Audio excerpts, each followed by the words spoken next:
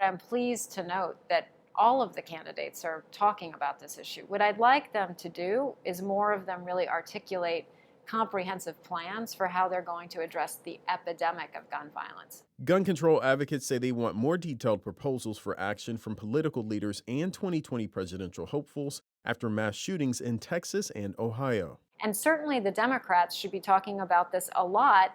They passed a couple of measures. They should take pride in this in the House of Representatives that they were able to do that, including with some Republican support. But they need to keep it front and center because it's front and center in the minds of most Americans, and we deserve that.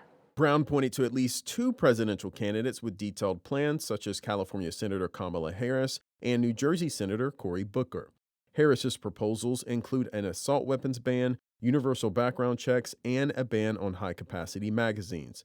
She says she would take executive action if Congress fails to act within the first 90 days of her presidency. Booker wants similar measures put in place, but goes even further by requiring gun purchasers to obtain a federal gun license, federal regulation of the gun industry, and limiting gun buyers to one purchase per month. Giffords recently announced plans to host a presidential candidate forum with March for Our Lives dedicated to the issue of gun reform. During the second night of the July debates, the issue of gun safety was not widely discussed, which prompted criticism from gun control advocates. We know that the issue of gun violence has become a kitchen table issue across the country for American voters.